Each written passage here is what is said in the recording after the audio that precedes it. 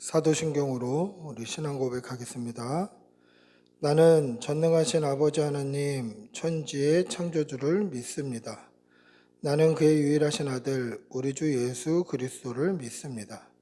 그는 성령으로 잉태되어 동정녀 마리아에게서 나시고 본디오 빌라도에게 고난을 받아 십자가에 못 박혀 죽으시고 장사된 지 사흘 만에 죽은 자 가운데서 다시 살아나셨으며 하늘에 오르시어 전능하신 아버지 하나님 우편에 앉아 계시다가 거기로부터 살아있는 자와 죽은 자를 심판하러 오십니다. 나는 성령을 믿으며 거룩한 공교회와 성도의 교제와 죄를 용서받는 것과 몸의 부활과 영생을 믿습니다. 아멘. 사랑의 아버지 하나님, 우리가 이 모양 저 모양으로 한 주간 살아가다가 이렇게 3일째 되는 저녁에 주의 전에 나와 말씀 앞에 설 수 있게 해주시는 애 감사합니다. 아버지의 말씀을 볼 때에 그것이 그냥 활자나 문자가 아니라 오늘도 살아계셔서 우리의 관절과 골수와 심령을 찔러 쪼개기에 부족함이 없는 능력의 말씀으로 우리를 변화시켜 주시고 그 말씀 앞에 우리는 아멘하고 순종하며 믿음으로 말씀을 따라 살 수 있도록 은혜 내려 주시옵소서. 사랑하는 우리 교우들 건강 지켜주시고 이 환절기에 몸이 아픈 환우에게는 치료하는 그 은혜를 베풀어 주시어서 건강이 회복되게 하여 주시고 우리 어린 지우 하나님께서 함께하여 주시어서 강건하여 회복될 수 있도록 지켜 주시옵소서. 이제 신학기를 앞두고 있습니다. 우리 자녀들 새로운 학기에 이제 또 어린이집 가고 한 학년씩 진급할 때에 좋은 친구들, 좋은 선생님들 만날 수 있게 해주셔서 그 아이들이 믿음으로 잘 자라갈 수 있도록 하나님 좋은 환경을 열어주시옵소서. 이 땅에서 큰일하는 큰일꾼들 되도록 하나님께서 늘 지켜 보호하여 주시옵소서. 사랑의 아버지 하나님, 그 추웠던 겨울이 지나고 이제는 따뜻한 바람이 불어오는 봄의 문턱에 서 있습니다. 죽었던 것 같은 가지에서 만물이 소생하는 잎과 꽃이 피어나는 것처럼 주님의 몸된 이 교회도 하나님 복음의 열매가 피어나게 하여 주시고 이 지역에 구원의 방주의 역할을 감당하며 주의 말씀과 예배를 통하여서 주께 돌아오는 그 영혼들이 많아질 수 있도록 은혜 내려 주시옵소서. 감사드리며 우리 주 예수님의 이름으로 기도드리옵나이다. 아멘. 하나님의 말씀 함께 보시겠습니다. 오늘 사사기 6장, 7장, 8장 세 장을 보게 됩니다. 사사기 6장, 7장, 8장입니다. 먼저 사사기 6장 같이 읽겠습니다. 6장. 이스라엘 자손이 또 여호와의 목전에 악을 행하였으므로 여호와께서 7년 동안 그들을 미디안의 손에 넘겨주시니 미디안의 손이 이스라엘을 이긴지라.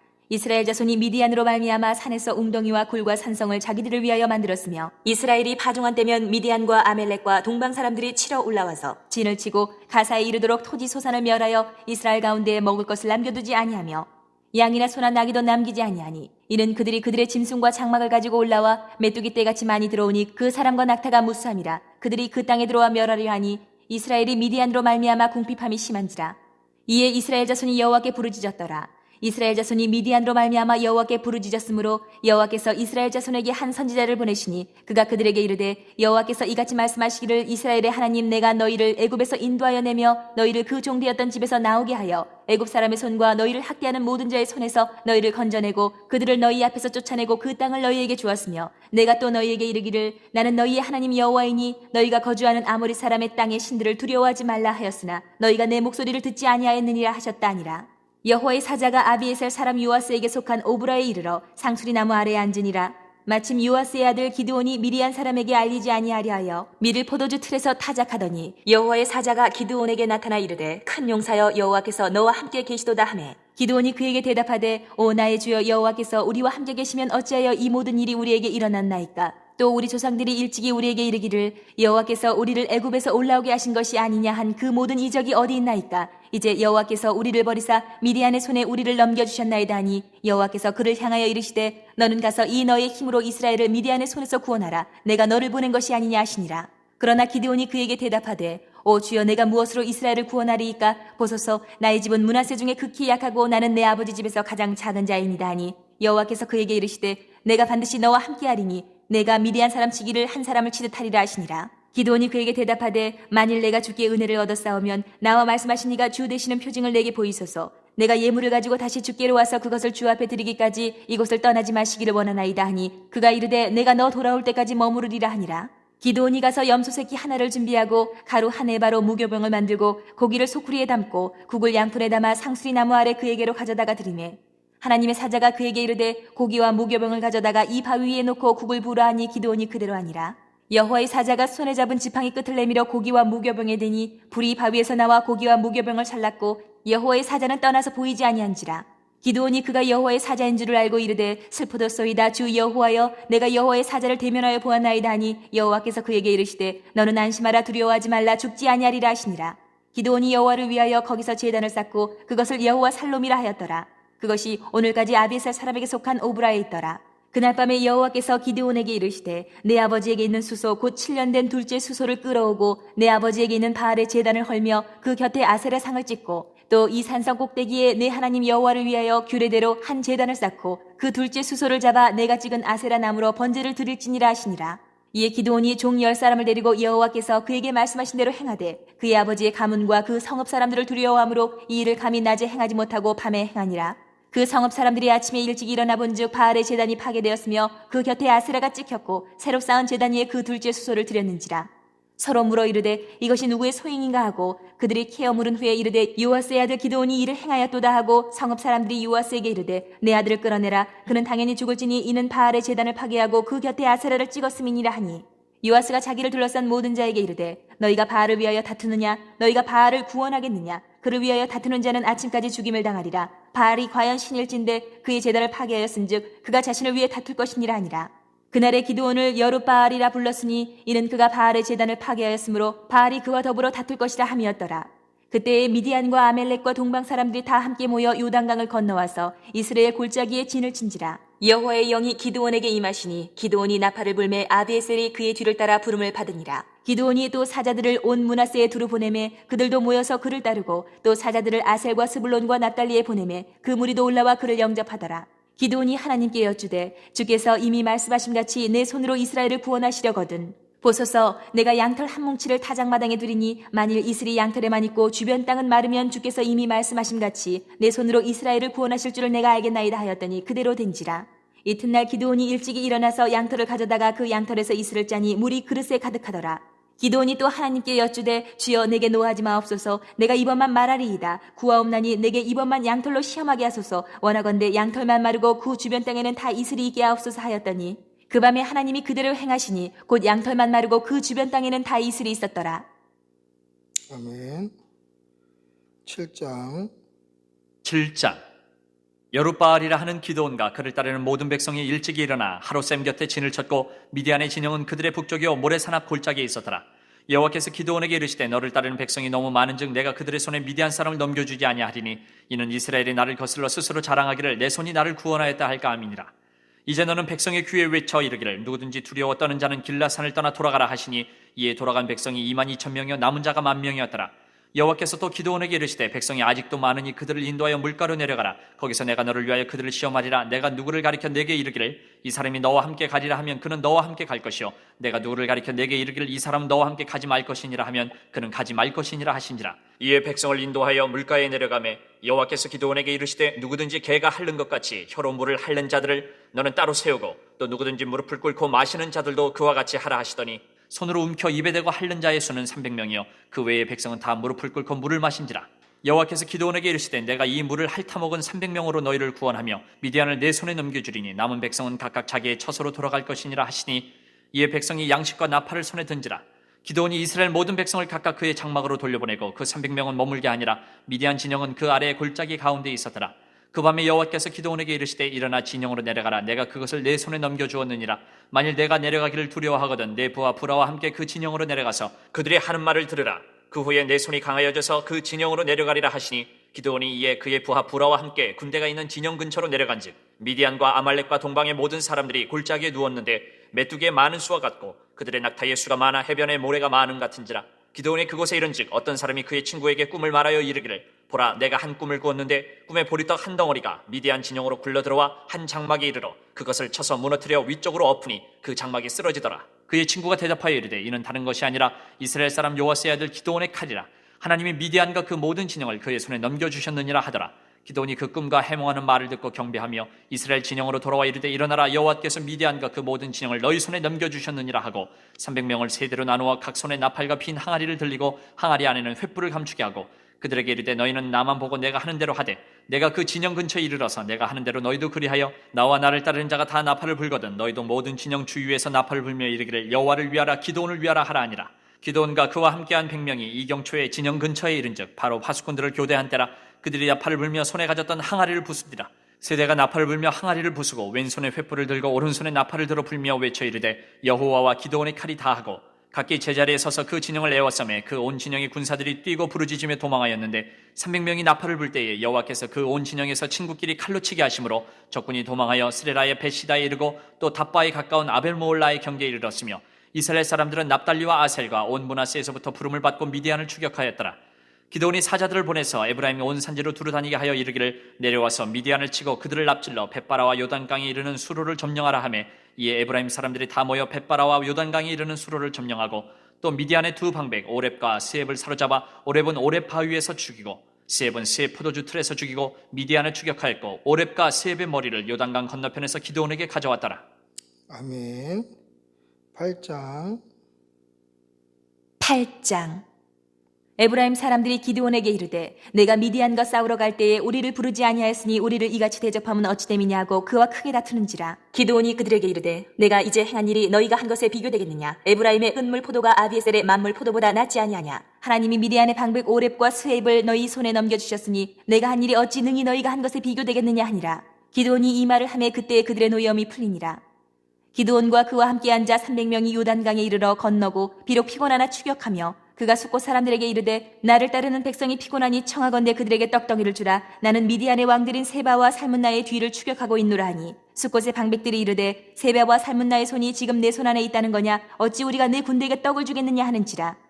기드온이 이르되 그러면 여호와께서 세바와 살문나를 내 손에 넘겨주신 후에 내가 들가시와 찔레로 너희 살을 찢으리라 하고 거기서 분우엘로 올라가서 그들에게도 그같이 구한즉 분우엘 사람들의 대답도 숫곳 사람들의 대답과 같은지라. 기드온이 또 분우엘 사람들에게 말하여 이르되 내가 평안히 돌아올 때에 이 망대를 헐리라 하니라. 이때에 세바와 살문나가 갈골에 있는데 동방 사람의 모든 군대 중에 칼든 자 12만 명이 죽었고 그 남은 15,000명 가량은 그들을 따라와서 거기에 있더라. 적군이 안심하고 있는 중에 기드온이 노바와 욕부와 동쪽 장막에 거주하는 자의 길로 올라가서 그 적진을 치니 세바와 살문나가 도망하는지라. 기드온이 그들의 뒤를 추격하여 미디안의 두 왕 세바와 살문나를 사로잡고 그 온 진영을 격파하니라. 요아스의 아들 기드온이 헤레스 비탈 전장에서 돌아오다가 숫곳 사람 중 한 소년을 잡아 그를 신문하매 그가 숫곳의 방백들과 장로들 77명을 그에게 적어준지라. 기드온이 숫곳 사람들에게 이르러 말하되 너희가 전에 나를 희롱하여 이르기를 세바와 살문나의 손이 지금 내 손 안에 있다는 거냐. 어찌 우리가 내 피곤한 사람들에게 떡을 주겠느냐 한 그 세바와 살문나를 보라 하고 그 성읍의 장로들을 붙잡아 들가시와 찔레로 숫곳 사람들을 징벌하고 분우의 망대를 헐며 그 성읍 사람들을 죽이니라. 이에 그가 세바와 살문나에게 말하되 너희가 다볼에서 죽인 자들은 어떠한 사람들이더냐 하니 대답하되 그들이 너와 같아서 하나같이 왕자들의 모습과 같더라 하니라. 그가 이르되 그들은 내 형제들이며 내 어머니의 아들들이니라. 여호와께서 살아계심을 두고 맹세하노니 너희가 만일 그들을 살렸더라면 나도 너희를 죽이지 아니하였으리라 하고 그의 맏아들 여델에게 이르되 일어나 그들을 죽이라 하였으나 그 소년이 그의 칼을 빼지 못하였으니 이는 아직 어려서 두려워함이었더라. 세바와 살문나가 이르되 내가 일어나 우리를 치라. 사람이 어떠하면 그의 힘도 그러하니라. 하니 기드온이 일어나 세바와 살문나를 죽이고 그들의 낙타목에 있던 초승달 장식들을 떼어서 가지니라. 그때 이스라엘 사람들이 기드온에게 이르되 당신이 우리를 미디안의 손에서 구원하셨으니 당신과 당신의 아들과 당신의 손자가 우리를 다스리소서 하는지라. 기드온이 그들에게 이르되 내가 너희를 다스리지 아니하겠고 나의 아들도 너희를 다스리지 아니할 것이요 여호와께서 너희를 다스리시리라 하니라. 기드온이 또 그들에게 이르되 내가 너희에게 요청할 일이 있으니 너희는 각기 탈취한 귀고리를 내게 줄지니라 하였으니 이는 그들이 이스마엘 사람들이므로 금 귀고리가 있었습니다. 무리가 대답하되 우리가 즐거이 드리리이다 하고 겉옷을 펴고 각기 탈취한 귀고리를 그 가운데에 던지니 기드온이 요청한 금 귀고리의 무게가 금 1700세겔이요 그 외에 또 초승달 장식들과 폐물과 미디안 왕들이 입었던 자색 의복과 또 그 외에 그들의 낙타목에 둘렀던 사슬이 있었더라. 기드온이 그 금으로 에봇 하나를 만들어 자기의 성읍 오브라에 두었더니 온 이스라엘이 그것을 음란하게 위함으로 그것이 기드온과 그의 집에 올무가 되니라. 미디안이 이스라엘 자손 앞에 복종하여 다시는 그 머리를 들지 못하였으므로 기드온이 사는 40년 동안 그 땅이 평온하였더라.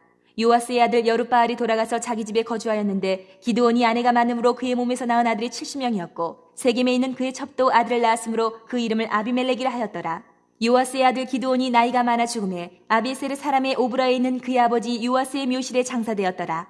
기드온이 이미 죽음에 이스라엘 자손이 돌아서서 바알들을 따라가 음행하였으며 또 바알브릿을 자기들의 신으로 삼고 이스라엘 자손이 주위의 모든 원수들의 손에서 자기들을 건져내신 여호와 자기들의 하나님을 기억하지 아니하며 또 여룻바알이라 하는 기드온이 이스라엘에 베푼 모든 은혜를 따라 그의 집을 후대하지도 아니하였더라. 아멘. 오늘 사사기 6장에서 8장 말씀을 통해서 사사 기드온과 300용사라는 제목으로 말씀을 나누려고 합니다. 첫 번째, 기드온이 무엇을 하고 있을 때에 여호와의 사자가 무엇이라고 기드온을 불렀습니까? 우리 6장 11절 12절 한번 읽어보겠습니다. 6장 11절 12절입니다. 같이 읽습니다. 여호와의 사자가 아비에셀 사람 요아스에게 속한 오브라에 이르러 상수리 나무 아래에 앉으니라. 마침 요아스의 아들 기드온이 미디안 사람에게 알리지 아니하려 하여 밀을 포도주 틀에서 타작하더니 여호와의 사자가 기드온에게 나타나 이르되 큰 용사여 여호와께서 너와 함께 계시도다 하매. 아멘. 이스라엘이 파종할 때면 이 미디안의 연합군, 그 동방의 연합군이 이 밀이 대부분 이제 뭐 익어갈 때쯤 하면 와서 그들이 1년 동안 지은 농사를 싹 쓸어가는 거예요. 그러니까 1년 동안 힘들게 농사를 짓지만 자신들이 농사 지은 것을 자신들이 먹지를 못하는 상황이죠. 그러니까 열심히 일만 하고 1년 내내 배고른 거예요. 그리고 또 일하고 1년 내내 굶주리고 이게 7년간 반복이 되었다라는 것입니다. 왜 이런 일이 있습니까?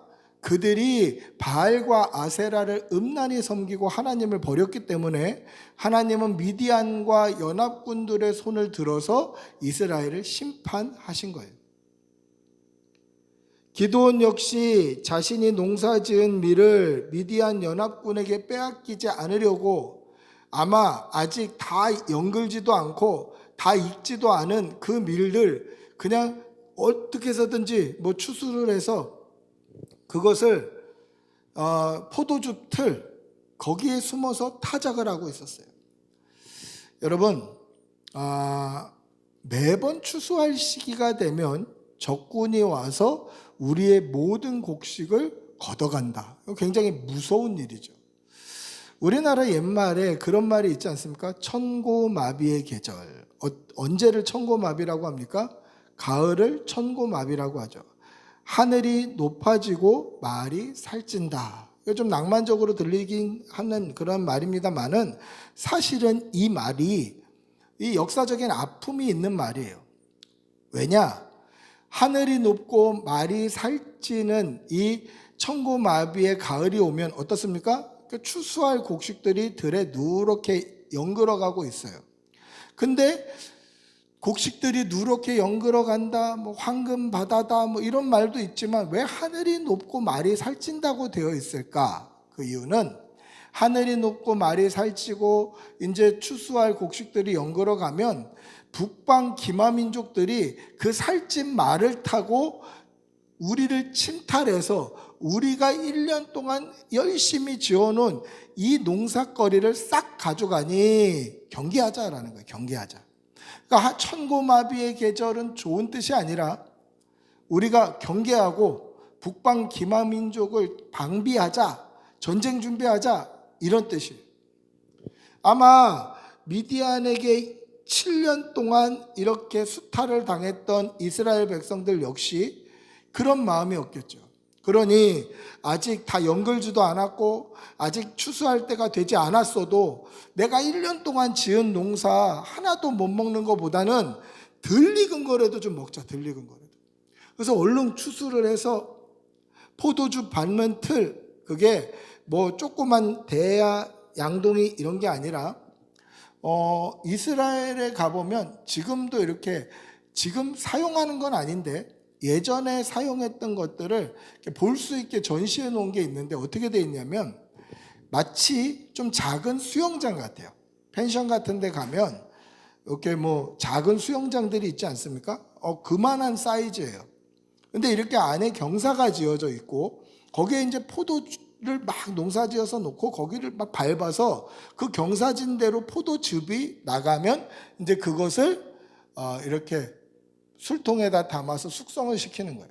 그러니까 포도주 밟는 틀은 쉽게 이해하려면 작은 수영장 같이 생겼다. 그런데 이렇게 단차가 있는 이쪽으로 갈수록 좀 깊어져서 그 깊은 곳에서 이 곡식을 털면 밖에서는 안 보이는 거죠. 그런데 한번 그 모습을 상상해 보십시오. 포도주 밟는 틀이 뭐 조그만 수영장 같이 생겼는데 거기 숨어서 곡식을 털 때 뭐 곡식 터는 뭐 도구가 우리나라는 도리끼라고 이렇게 큰 이렇게 장대에 이렇게 뭐 쌍절봉 같이 달려갖고 그걸로 탁탁 털잖아요. 근데 그렇게 털 수 있습니까? 밖에서 보면 저거 추수해서 턴다 가자 할 텐데 그럼 어떻게 합니까? 숨어서 탁탁탁탁 털고 있는 거예요. 자기가 지은 1년 농사입니다. 근데 이걸 뺏길지 몰라서 전전긍긍하면서 아직 다 익지도 않은 거 얼른 추수해가지고 그것을 거기 쭈그리고 앉아서 탁탁탁탁탁 털고 있는 이 모습이 여러분 어떻게 보일까요? 스스로 생각해도 자신이 볼 때도 괴로운 마음, 이 자괴감이 드는 거죠. 아니 내가 농사 지었고 이거 내가 그냥 당당하게 먹을 수 있는 건데 내가 그것을 미디안 그 군대들에게 뺏길까 봐 얼른 추수해서 아직 다 연결지도 않은 것을 숨어가지고 거기서 이렇게 털고 있는 내 모습이 스스로 볼 때도 참 괴로운 모습이에요. 참 보잘것없다. 참 쪼잔하다.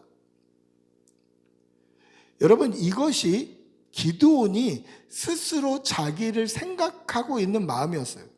그래서 기드온이 이 여호와의 사자, 하나님의 사자에게 자기를 어떻게 소개합니까? 우리 집은 이스라엘에서도 제일 어린 집하고 우리 집에서도 나는 가장 약한 사람입니다. 그렇게 소개해요. 그러니까 인간적으로 내 모습이 참 보잘것없다는 거예요. 이게 기드온이 자기 스스로를 평가하는 자신의 모습이에요. 참 보잘것없다. 거기 숨어가지고 털고 있는 그 모습 참 부끄럽고 수치스럽고 자괴감에 사로잡힐 법한 난 참 보잘것없는 존재구나.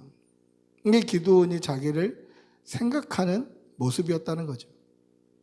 근데 여호와의 사자가 나타나서 뭐라고 불러주십니까? 큰 용사여 여호와께서 너와 함께 계시도다 라고 불러줍니다. 기드온은 자기 스스로 자기의 모습이 너무 부끄럽고 초라합니다. 자기를 소개할 때도 이스라엘 지파 중에 가장 작은 지파고 그 중에 가장 약한 사람이 접니다 라고 소개했는데 여호와의 사자가 그 약하고 작은 자신을 뭐라고 불러줍니까? 큰 용사여 여호와께서 너와 함께 계시도다. 여러분 누구의 평가가 맞을까요? 자기에 대해서 자기보다 더 잘하는 사람 있습니까? 나에 대해서 나보다 더 잘하는 사람이 있어? 이렇게 생각할 수 있죠. 근데 기드온의 평가는 이스라엘 중에서도 가장 작은 집과 가장 작은 가문에 그 가문에서도 나는 가장 약한 사람인데 하나님께서 큰 용사라고 불러줘. 믿어질까요? 믿어지지 않아요. 그래서 기드온도 반문을 하죠. 큰 용사여 여호와께서 너와 함께 계시도다 라고 큰 용사라고 불러주신 하나님 앞에 뭐라고 얘기합니까? 오 나의 주여 여호와께서 우리와 함께 계시면 어찌하여 이 모든 일이 우리에게 일어났나이까? 이렇게 물어봐요. 큰 용사여 여호와께서 너와 함께 계시도다. 그러면 하나님은 큰 용사라고 불러주시는구나. 내가 큰 용사 되겠다. 이렇게 생각한 게 아니라 하나님이 저와 함께 하신다면 내가 왜 지금 여기서 이 짓을 하고 있어야 됩니까? 왜 7년 동안 내가 기른 그 밀을, 곡식을, 내 배를 채우지 못하는 그러한 상황들이 왜 벌어졌습니까? 반문하는 거예요. 큰 용사라고 불러주셨잖아요, 하나님. 근데 왜 저는 지금 이렇게 살고 있나요? 제가 정말 큰 용사 맞습니까? 라고 반문하는 거예요. 여러분, 기드온이 자신에 대해서 평가한 것은 너무도 작고 보잘것없고 부끄럽고 초라한 모습이었고, 여호와 하나님께서는 그 사자를 보내셔서 기드온에게 큰 용사야, 여호와 하나님께서 너와 함께 계신다라고 평가해 주었어요. 누구의 평가가 더 맞습니까? 내 자신, 내가 나를 보는 평가가 맞는 게 아니라 정답은 우리를 지으시고 오늘도 생명 주셔서 살게 하시는 여호와 하나님께서 나를 어떻게 보고 있는가 하는 것이 정답이라는 거예요. 내가 스스로 나는 어떤 사람이다, 나는 이것도 못해, 나는 보잘것없어, 나는 약해, 나는 별거 아니야 라고 아무리 자기를 그렇게 낮게 평가한들 그게 정답이 아니라, 정말 아무것도 하지 않고 보잘것없다 했더라도 그게 정답이 아니라, 정답은 여호와 하나님께서 나를 뭐라고 불러주시는 거야? 큰 용사야, 하나님의 자녀야, 하나님의 종이야 라고 불러주시면 그게 답이라는 거예요. 내가 볼 때 내가 어떤 모습이냐가 중요한 게 아니라, 우리가 믿음으로 하나님 앞에 신실하게 서 있을 때 하나님께서 나를 어떻게 보시고 불러주시고 어떤 사명을 맡기시고 어떻게 오늘도 살게 하시는지를 분별할 수 있는 것이 믿음의 사람이다라는 것입니다. 사랑하는 성도 여러분, 날마다 믿음의 눈을 들어 나를 바라보는 성도들이 되시기를 바랍니다. 내가 어떻게 지금 이렇게 살고 있습니까? 이렇게 생명 붙어서 살고 있는 이유는 하나님께서 맡기신 사명이 아직 남아있기 때문에 그래요. 그래서 우리는 비록 우리 스스로 볼 때 보잘것없는 존재처럼 보일지는 모르지만, 우리는 하나님 앞에 큰 용사고 여호와 하나님께서 오늘도 살아계셔서 우리와 함께 하심을 믿는 믿음의 용사, 믿음의 선한 싸움을 싸워나가는 하나님의 군대가 되시기를 축복하고 기도합니다. 두 번째, 하나님의 명령을 받은 기드온이 가장 먼저 한 일은 무엇입니까? 우리 6장 31절 32절을 한번 읽어보겠습니다. 6장 31절 32절 같이 읽어봅니다. 요아스가 자기를 둘러싼 모든 자에게 이르되 너희가 바알을 위하여 다투느냐? 너희가 바알을 구원하겠느냐? 그를 위하여 다투는 자는 아침까지 죽임을 당하리라. 바알이 과연 신일진데 그의 제단을 파괴하였은즉 그가 자신을 위해 다툴 것이니라 하니라. 그 날에 기드온을 여룹바알이라 불렀으니 이는 그가 바알의 제단을 파괴하였으므로 바알이 그와 더불어 다툴 것이라 함이더라. 아멘. 기드온의 아버지 요아스의 집에는 바알의 제단이 있었습니다. 바알의 제단이 집에 있었다라는 것은 아마 기드온의 아버지 요아스가 바알을 믿는 신앙에 굉장히 깊숙이 관여된 인물이었다라는 뜻이 되겠죠. 우리 집에 신당이 있다 그러면 내가 무당이다라는 뜻과 같은 거예요. 즉 기드온의 아버지 요아스의 집에 바알의 신당이 있다라는 것은 어떻게 보면 바알의 제사장 또는 그와 거의 유사하고 동등한 위치까지 올라가 있는 바알 신앙에 아주 깊이 심취되어 있는 인물로 보는 게 맞습니다. 그런데 왜 기드온이 이 바알을 회파해야 됐을까요? 하나님의 명령이기도 했습니다만은 지금 이스라엘 백성이 미디안에 의해서 심판받고 있는 이유가 뭡니까? 7년 동안 이런 고난과 고통을 받고 있는 이유는 그들이 여호와 하나님을 버리고 바알과 아세라를 음란히 섬겼기 때문에 그래요. 바알은 남성을 상징하며 땅의 신이고 아세라는 여자를 상징하며 물의 신이에요.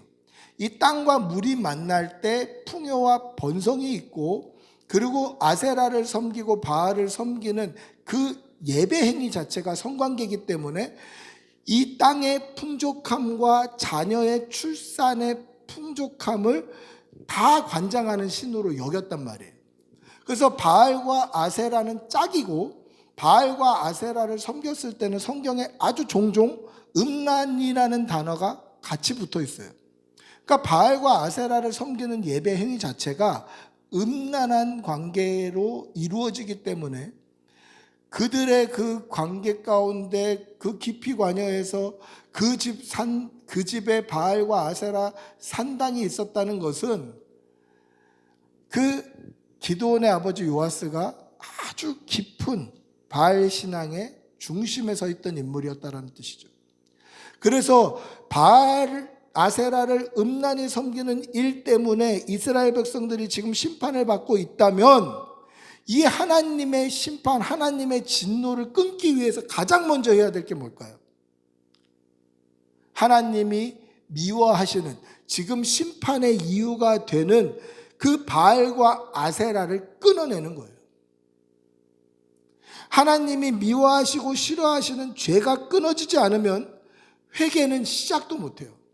여러분, 우리가 회개할 때 어떻게 회개합니까? 계속 죄 짓는 현장에서 회개를 할 수 있나요? 그렇지 않잖아요. 죄 짓는 현장에서 일어나서 주회전에 나오든지 구별된 장소에 나오든지 구별된 시간을 하나님께 따로 드리든지, 그렇게 완전히 죄의 현장에서 분리된 상태로 하나님 앞에 나와서 회개하잖아요. 이게 회개의 출발이라는 거예요. 죄의 현장에서 일어나 끊어내는 것이 회개의 출발이에요. 그래서 하나님께서는 바알과 아세라 그 신당을 쪼개라고 명령하신 거예요.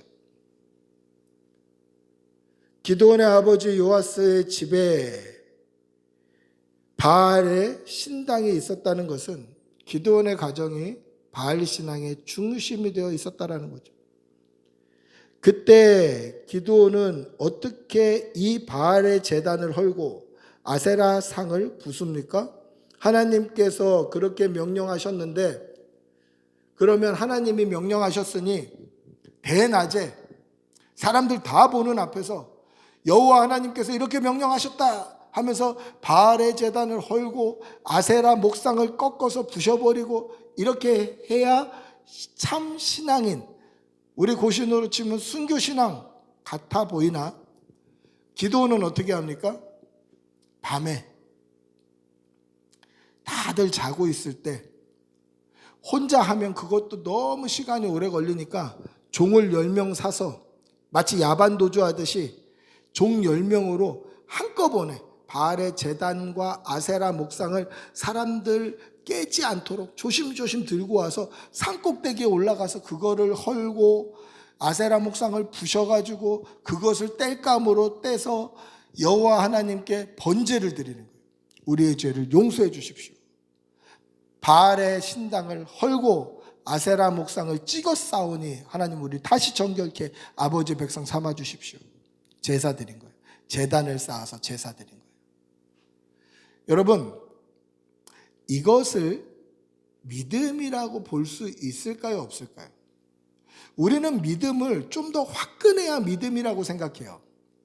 그냥 하나님의 이름으로 제가 순교하는 정신으로 바알과 아세라를 회파하겠습니다. 대낮에 사람들 많은 자리에서 부시는 거, 그것도 믿음이지만 기드온은 아직 그만한 믿음이 없었던 거예요. 하나님의 명령은 따라야 되는데 사람도 두려운 거예요. 그래서 어떻게 합니까? 밤에 종들 10명 불러가지고, 나랑 비슷한 친구들 10명 부를 수 있지만 그들에게 부르면 말이 새 나갈 것 같으니까 종들, 나보다 직급이 낮은, 그래서 밖으로 말하지 않을 종들 10명 불러가지고 야반도주 하듯이 후딱 하나님의 명령을 해결해버려요. 근데 이것도 믿음이더라는 거예요. 왜 믿음입니까? 하나님의 말씀을 순종했잖아요. 과정은 어땠든 상황은 어땠든 사람이 두려웠던 환경에 두려웠던 상관없이 그 두려운 가운데서도 아버지 하나님의 명령을 신실하게 수행했잖아요. 이게 믿음의 삶이라는 거죠. 여러분, 용기가 뭡니까? 용기가. 제가 어느 영화에서 봤더니 용기가 뭐냐 그랬더니 어떤 아이가 두려워하지 않는 게 용기입니다 그랬더니 할머니가 그렇게 얘기하시는 거예요. 용기는 두려워하지 않는 게 아니라 두려워도 옳은 일을 하는 게 용기야, 이렇게 얘기해 주더라고요. 제가 영화를 보면서 참 감동받았던 대사 중에 하나인데, 기드온이 하나님의 말씀에 온전히 순종했고 그 안에 두려움이 있었던 뭐가 있었던 하나님의 명령을 온전히 들어드린 거에 있어서 그의 행동은 믿음의 행동이었다는 거죠. 비록 우리가 생각할 때 다니엘의 세 친구들처럼 죽이면 죽지, 그렇게 하지 아니하셔도 나는 하나님 사랑하지, 이런 결단은 없었지만 그가 가지고 있는 믿음의 분량 안에서는 최선을 다한 거예요. 여러분, 이게 진짜 믿음이라는 거예요. 이게 믿음. 여러분, 오해하지 마십시오. 믿음은 내가 가지고 있는 믿음의 분량을 뛰어넘게 봉사하는 걸 하나님 요구하시지 않는 거예요. 내가 가지고 있는 믿음은 지금 이 정도고 두려움도 같이 있다면 그 두려움 안에서도 이 정도 믿음을 해내는 거예요. 여러분, 11조 해야 된다 아무리 얘기해도 믿음이 없는 사람에게는 그게 교회에서 돈 달라는 이야기로만 들리는데, 내가 믿음이 어느 정도 쌓이면 감사헌금도 하게 되고 절기헌금도 하게 되고 11조도 하게 되고 봉사도 하게 되고 헌신도 하게 되는 거예요. 믿음이 쌓이면 쌓일수록 내가 하나님 앞에 받은 은혜가 크다는 것을 깨닫고 그 은혜의 분량에 맞게 그 은혜가 동력이 돼서 내가 하나님께 나를 드리는 거예요. 이게 헌신이란 말이에요. 그게 믿음의 분량 안에서 이루어져야 되지, 내가 믿음의 분량은 이 정도밖에 안 되는데 사람들에게 보이기 위해서 신앙의 연차가 이렇게 쌓였으니, 교회의 직분을 이렇게 받았으니, 아니면 내가 목사이니 사람들에게 보이려고 내 믿음은 이것밖에 없는데 이만큼을 하는 것처럼 살아가면 이게 외식이 되는 거예요. 그렇게 사는 것을 하나님 기뻐하지 아니하셔요. 우리 믿음 안에서 100을 드리는 걸 하나님이 원하셔요. 내 믿음이 지금 어린아이 같으면 어린아이 같은 그 상태에서 전심을 드리는 거예요. 내 믿음이 11조 할 만큼의 믿음이 아니라면 그 믿음 앞에서 하나님 앞에 전심을 드리기를 원하시는 거예요. 지금 기드온은 하나님의 명령을 따라야 된다라는 생각과 사람들이 두려워하는 두려움이 공존했잖아요. 근데도 믿음의 분량이 그것밖에 안 되니 그 안에서 전심을 드린 거예요. 이게 온전한 믿음이라는 거죠. 사랑하는 성도 여러분, 하나님 앞에 서시는 여러분들이 되시기를 바랍니다. 사람에게 보이려고 하지 마세요. 제가 목사지만 목사는 이래야 됩니다 라는 기준이 있다 한들 제 믿음의 분량 안에서 저는 충성하는 거예요. 여러분들의 믿음의 분량, 여러분들의 여호와 하나님께 받은 은혜의 분량만큼 그 안에서 전심을 들여 100%의 헌신, 100%의 섬김의 본을 보이시는 성도들이 되시기를 바랍니다. 날마다 자신의 믿음을 돌아보고 그 믿음 안에서 온전히 충성해내는 그러한 성도들이 되시기를 축복하고 기도합니다.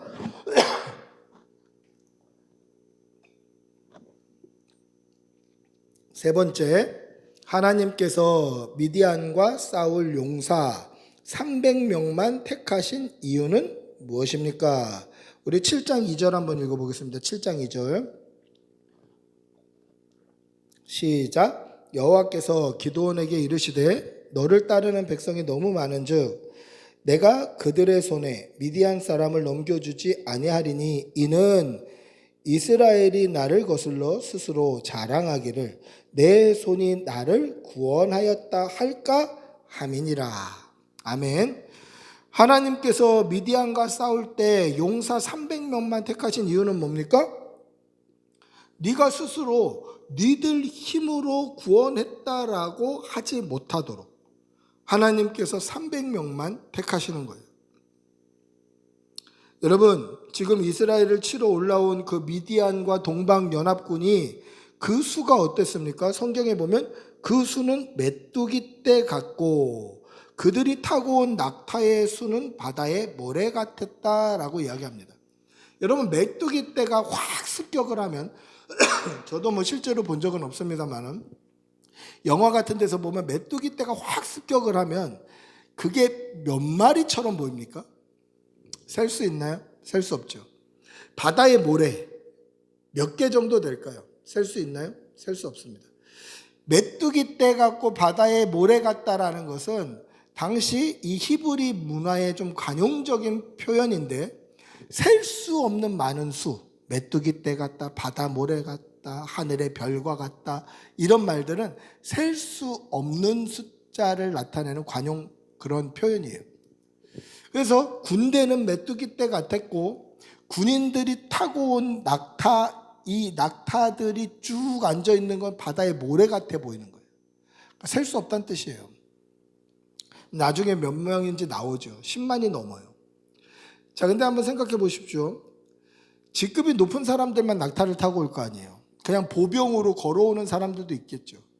그러면 그 사람들까지 합치면 낙타보다 군사가 더 많았다는 얘기가 되는데, 이 군사는 둘째치고 타고 온 낙타의 수만 쭉 앉아 있는 거 봐도 바다 모래같이 보이는 거예요. 어마어마한 숫자가 거기에 지금 진을 치고 있는 거죠. 그러면 못해도 우리가 바다 모래만큼은 안 되더라도 무슨 강가의 돌멩이 정도, 그 정도 수준은 있어야 싸움이 될 거 아니에요. 싸움이. 근데 하나님께서 이스라엘 백성들 중에 싸울 사람을 모아라 해서 모인 사람이 32,000명인데 이 32,000명이 많다 하시는 거예요. 아니, 하나님, 타고 온 낙타만 바다 모래 같은데 32,000명, 이것도 모자란 거 아닙니까? 어떻게 비벼볼만 하자, 뭐 하려면 그래도 이건 다 있어야 되지 않습니까? 하나님 많다고 그러셔요. 그래서 뭐라고 말씀하십니까? 두려워 떠는 자는 돌아가라, 그렇게 말씀하셔요. 그때 두려워 떠는 자들이 다 돌아갑니다. 그래서 10,000명만 남아요. 22,000명이 그냥 돌아가요. 왜 두려워 떠는 자를 돌아가게 했을까? 그 이유는 두려워 떤다는 것은 여호와 하나님이 주실 승리를 믿지 않는다라는 뜻이에요. 여호와 하나님께서 승리케 하신다라는 믿음이 있다면 두려워 떨지 않죠. 근데 내가 두려워 떤다? 그러면 믿음이 없다라는 거예요. 물론 거기 남아있던 사람들이 100% 두려움이 없었을까요? 아마 두려움은 있었겠죠. 그럼에도 불구하고 내 두려움보다 여호와 하나님의 존재와 그 믿음이 더 크기 때문에 두려워 떠는 그 마음에도 돌아가지 않을 수 있다는 거예요. 두려워 떠는 마음이 없다는 게 아니에요. 두려워 떠는 자는 떠나라 했을 때는 여호와 하나님보다 두려워 떠는 마음이 컸기 때문에 그들이 그 마음을 이기지 못하고 돌아간 것이고, 남아있는 사람에게는 두려움이 없었다, 이게 아니라 두려움보다도 여호와 하나님에 대한 믿음이 컸기 때문에 남아있는 거예요. 여러분, 우리가 성도가 이 땅을 살아갈 때 두려움이 없습니까? 제가 이 땅을 살아갈 때 두려움이 없나요? 두려움이 있죠. 걱정도 되고 때로는 근심이 들기도 하고, 또 때로는 하나님 어떻게 하실 겁니까? 막 앞이 안 보이는 깜깜한 그런 상황들을 맞닥뜨리기도 합니다만은, 그럼에도 불구하고 제가 주의 일을 계속 할 수 있는 동력은 뭡니까? 이 두려움과 떨림과 내가 받는 마음의 스트레스나 또 때로는 어두운 터널을 지나가는 것 같은 깜깜함보다도 빛이신 여호와 하나님이 더 크기 때문에 그래요. 두려움이 없는 게 아니라 두려움을 이길 믿음이 있는 거죠. 두려워하지 마십시오, 이거는 웃기는 소리예요. 두렵지만 여호와 하나님을 의지하는 게 믿음이잖아요. 두려워도, 때로는 겁나도, 때로는 답답해도, 때로는 캄캄해도 여호와 하나님을 믿는 믿음, 하나님을 의지하는 믿음이 더 크기 때문에 우리가 주의 일을 감당하잖아요. 사랑하는 성도 여러분, 하나님 앞에 기도하실 때 두렵지 않게 해주십시오. 그렇게 기도하지 마시고 두려움이 오면 그대로 인정하시고 내가 하나님 더 의지하게 해주십시오. 하나님 더 사랑하게 해주십시오. 하나님을 온전히 신뢰하게 해주십시오. 두려움 가운데서도 그렇게 믿음으로 이겨내는 성도들이 되시기를 바랍니다. 그렇게 두려워하는 자 22,000명을 다 돌려보냅니다. 근데 아직도 10,000명이 남아있다고 하나님께서는 그것도 많다고 말씀하십니다. 바다에 모래 같고 메뚜기 떼 같은 군대와 싸워야 되는데 10,000명도 많다는 거예요. 싸워서 이기면 네 손이 너를 구원했다라고 얘기할 터이니 이것도 많다. 내려가서 개울을 가서 물을 마시는데 물 마시는 모습을 보고 두 모둠으로 나눠라라고 말씀하셔요. 그래서 물 마셔라 라고 자유롭게 풀어줬더니 한때는 가서 개처럼 입을 물에다 대고 푹 엎드려가지고 입을 물에다 대고 막 이렇게 마시는 거예요. 입을 물에다 대고 개처럼. 그리고 한때는 무릎을 꿇고 손으로 물을 떠서 그 물을 이렇게 마시는 거예요. 손으로 떠서 이렇게 마시는 거예요. 그래서 예전에 부흥사님들이나 예전 목사님들이 이걸 어떻게 적용하셨냐면 아무리 목이 마르다 할지라도 주변 경계도 안 하고 코를 박고 자기가 이 자기의 육신의 만족을 채우는 데 집중하는 사람들은 하나님의 선택을 받지 못한다고 그렇게 해석하시는 걸 제가 실제로 듣기도 했고 그런 설교를 들은 기억이 한 2번 정도 기억이 나요. 어린 시절에. 그래서 아무리 목이 마르더라도 딱 무릎을 꿇고 하나님 앞에서 물을 떠서 좌우 사주 경계를 하면서 그렇게 마시는 사람을 하나님이 택하셨다는 거죠. 근데 저는 그런 게 아닌 것 같은 거예요. 9,700명이 개처럼 코를 박고 먹었어요. 300명은 손으로 떠서 마셨어요. 이게 소수이기 때문에 하나님이 택하신 것 같은 거예요. 거기 그런 이유가 없는 거예요. 성경이 말씀하고 있지 않아요. 그건 사람의 해석인 거예요. 그래서 제가 이게 참 궁금했었어요. 그래서 예전에 몇 년 됐는데 목회대학원에서 사사기 강해를 이제 일주일 동안 배운 적이 있었는데 그때 교수님이 신드길 교수님이라고 고신대학교 교수님이셨는데 그 교수님 강의를 제가 예전에도 몇 번 들은 적이 있어요. 고신대 출신이 아니니까 수업을 들은 적은 없는데 예전에 다른 자격증 이제 공부하면서 그 바이블키 자격증 강사 세미나 가서 그분 강의를 들었는데 너무 좋더라고요. 성경 중심의 해석이. 그러고 나서 이제 요번에 사사기를 듣게 되면서 그때 이 본문을 어떻게 해석하실지가 너무 궁금한 거였죠. 하나님이 왜 300명을 택하셨을까? 과연 예전에 목사님들 말씀하신 대로 그렇게 해석하실까? 막 궁금해서 집중해서 듣고 있는데 그분이 너무 쿨하게 이렇게 말씀하시는 거예요. 그냥 작은 인원 택한 겁니다. 이러고 넘어간 거예요. 맞다. 저 말씀이 맞다. 이거 뭐 깊이 볼 이유가 없지. 아니 10,000명이 많다고 하신 하나님께서 9,700명은 작다고 하셨을까? 그게 아니었다는 거죠. 만약에 코 박고 먹는 사람이 300명이었고 손으로 떠서 먹는 사람이 9,700명이었다면 코 박고 먹는 사람 300명을 택하시는 거예요. 둘 중에 작은 모둠을 택하시는 거예요.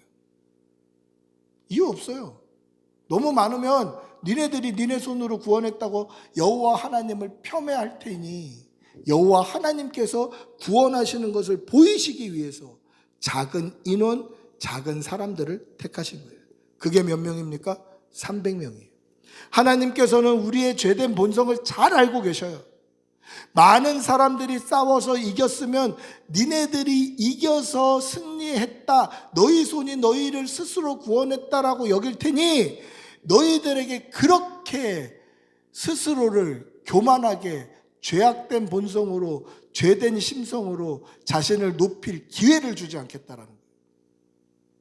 300명 가지고 메뚜기 떼와 갖고 낙타만 바다의 모래 같은 그 숫자들을 이겨낼 때 하나님 여호와께서 우리와 함께 하셨음을 너희들 입으로 고백할 수 있도록 나는 작은 인원을 택하겠다 말씀하신 거예요.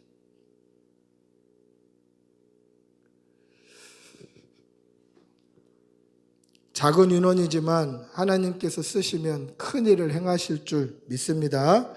마지막 네 번째, 셀 수 없는 미디안 연합군과 싸우기 위해 하나님이 선택하신 전략은 무엇입니까? 7장 16절에서 18절 읽어보겠습니다. 7장 16절에서 18절입니다. 같이 읽습니다. 300명을 세 대로 나누어 각 손에 나팔과 빈 항아리를 들리고 항아리 안에는 횃불을 감추게 하고 그들에게 이르되 너희는 나만 보고 내가 하는 대로 하되 내가 그 진영 근처에 이르러서 내가 하는 대로 너희도 그리하여 나와 나를 따르는 자가 다 나팔을 불거든 너희도 모든 진영 주위에서 나팔을 불며 이르기를 여호와를 위하라 기드온을 위하라 하라 하니라. 할렐루야. 7년 동안 이스라엘을 괴롭혔던 미디안 앞에 이제 300명의 군대가 서게 되는 거죠. 여러분, 우리가 이제 학교 폭력은 근절되어야 됩니다만은 학교 폭력 피해자들이 공통적으로 하는 말들이 있어요. 때린 사람들은 발 뻗고 자고 편안하게 사는데 오히려 맞은 사람들이 아직도 악몽에 시달린다는 거예요. 그 학폭 기간이 뭐 몇십 년 되나요? 그렇지 않을 거 아니에요. 뭐 초등학교면 6년, 중학교면 3년, 고등학교 3년이잖아요. 그런데 7년 동안 지금 미디안이 우리를 괴롭혔어요. 7년 동안. 그러면 이 외상후 스트레스 장애, PTSD라고 하는 그런 것들이 있지 않겠습니까? 미디안만 보면 가슴이 벌렁벌렁하고 미디안 소리만 들으면 깜짝깜짝 깨고 뭐 그런 두려움들이 있겠죠. 근데 이 7년 동안 이스라엘을 괴롭게 했던 그 미디안 앞에 300명이 서는데 그들이 가져가는 게 뭡니까? 항아리에다가 횃불을 숨기고 그리고 한쪽에는 나팔을 들고 가는 거예요. 그리고 그들이 세 대로 나누어서 가서 미디안 진영 가운데로 갔을 때 항아리를 와장창 깨면서 한쪽 손에는 횃불을 들고 한쪽 손에는 나팔을 들고 나팔을 불며 항아리를 깨며 여호와를 위하여 기드온을 위하여 하라라고 외칩니다.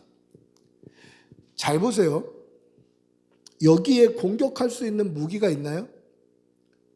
횃불 던지면 뭐 불 붙으니까 그걸 공격 무기라고 볼 수 있습니까? 공격할 수 있는 무기가 없어요. 항아리를 깨고 와장창 소리를 내고 그럼 항아리를 퍽 깼으니까 항아리 안에 숨겨놨던 횃불이 확 드러나겠죠. 깜깜한 밤에 없던 사람들이 확 나타난 것처럼 보이겠죠. 그리고 한 손에 있는 나팔을 불면서 횃불을 들고 나팔을 불면서 여호와를 위하여 기드온을 위하여 하라라고 외치는 거예요. 이게 다예요. 양손에 횃불과 나팔이 들려 있으니 무기를 잡을 손이 있습니까? 없습니까? 없어요. 지금 이스라엘 백성들이 미디안 연합군과 싸워야 되는데 싸움의 현장에 그들을 공격할 무기가 아무것도 없다는 거예요. 여러분 이게 신기하지 않나요? 제가 말씀을 보면서 너무너무 신기했어요. 이게 한 손에는 나팔을 들고 한 손에는 횃불을 들고 있는데 손이 3개, 4개가 있는 게 아니라 무기를 들어야 될 양손에 무기를 들고 있는 손이 없는 거예요. 나팔 들고 있고 횃불 들고 있고 무기가 없어요. 그럼 그들이 싸우는 무기는 뭡니까? 여호와 하나님의 이름, 그리고 여호와 하나님께서 세우신 사사 기드온 믿음의 사람의 이름, 이게 그들의 무기예요. 그래서 나중에 뭐라고 외칩니까? 하나님께서 연합군들이 와장창 그 깨지는 소리와 횃불이 올라오고 나팔 소리와 여호와를 위하여 기드온을 위하여라고 외치는 그 소리를 듣고 연합군들이 깜짝 놀라서 서로를 막 칼로 찌르기 시작합니다. 그들에게 있는 이름은 뭡니까? 여호와 하나님의 이름밖에 없어요. 여호와 하나님의 이름, 또 하나님께서 세우신 사역자의 이름밖에 없다는 거죠. 그래서 뭐라고 나중에 외칩니까? 여호와와 기드온의 칼이다 라는 거예요. 지금 너희들 서로 찔러 죽이고 있는데 그 찌르는 칼이 여호와 하나님의 칼이고 하나님께서 세우신 사사 기드온의 칼이다 라는 거예요. 그들의 손에는 아무 무기가 없어요. 그런데 하나님의 이름이 그들로 이기게 하시더라는 거예요. 여러분, 이게 왜 은혜가 됩니까? 우리 손에 아무것도 없어도 여호와 하나님의 이름이 우리와 함께 하시면, 여호와 하나님의 이름이 우리와 함께 하신다는 건 뭡니까? 그 하나님의 이름이 가지고 있는 전능하신 속성, 하나님의 이름이 가지고 있는 크신 권능이 우리와 함께 하신다는 거예요. 그래서 이스라엘 백성들을 애굽에서 구원하려고 모세가 갔을 때 모세가 했던 말이 무슨 뜻입니까? 우리를 불러낸 여호와 그 이름이 무엇입니까? 라고 물어볼 텐데 뭐라고 대답할까요? 그렇게 얘기해요. 그때 하나님께서 뭐라고 이야기합니까? 나는 스스로 있는 자니라 그렇게 말씀하셔요. 그 말씀은 뭡니까? 여호와라는 이름을 몰라서 그런 게 아니에요. 여호와라는 이름을 알지만 왜 이름을 물어봅니까? 그 이름이 가지고 있는 속성이 뭡니까? 그 권능이 뭡니까? 그 능력이 뭡니까? 라고 여쭤본 거예요. 그랬더니 나는 스스로 있는 자다. 이 말은 무슨 뜻입니까? 나는 역사의 중심이며 창조주이며 세상의 주인이다. 이 대답이에요. 그리고 그 세상의 주인이 너희를 구원할 준비를 마치셨다라는 거예요. 지금 여호와의 이름, 이 이름이 여호와와 기드온의 칼이 돼서 그들을 서로 찔러 죽이는 현장 가운데 있어요. 내 손에는 칼이 없어요. 공격 무기가 아무것도 없어요. 그럼에도 불구하고 여호와 하나님의 이름이 나와 함께 하시니 그 구원의 이름, 권능의 이름, 전능하신 그 크신 이름이 살아서 우리 가운데 역사하심으로 말미암아 우리가 선포한 대로 여호와의 칼이다, 기드온의 칼이다 라는 그 선포되는 말씀대로 그대로 이루어지는 거예요. 여러분, 이게 믿음의 결과물 아닐까요? 사랑하는 성도 여러분, 여호와 하나님을 믿음으로 의지함으로 이 땅을 승리하며 살아가는 주의 백성들이 되시기를 축복하고 기도합니다. 우리 손에 아무 가진 것 없어도 상관없다라는 거죠. 여호와 하나님이 우리와 함께 하시면 내 손에 싸울 만한 무기가 하나도 없어도 내가 믿음으로 여호와의 칼이다라고 선포하면 실제로 그 믿음의 선포가 실행되는 역사를 보게 된다라는 것입니다. 사랑하는 성도 여러분, 오늘을 살아가는 저와 여러분 역시 무엇을 무기로 삼아야 될까요?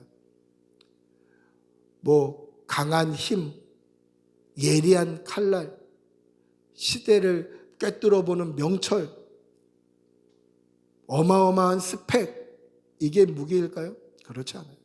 여호와 하나님의 이름이 믿는 성도들의 무기가 되고 그렇게 믿음으로 살아갈 때 하나님의 역사하심을 보게 된다는 것을 반드시 기억하시고 날마다 이 믿음으로 승리하며 살아가는 주의 백성들이 되시기를 축복하고 기도합니다.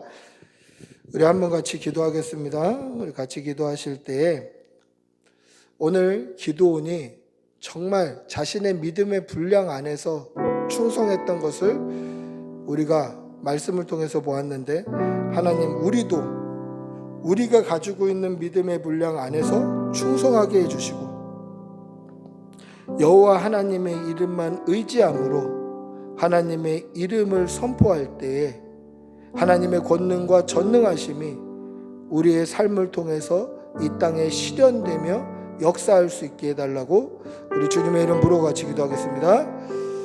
주님 도와주시옵소서. 성령님 역사하여 주시옵소서. 하나님 은혜 내려 주시옵소서.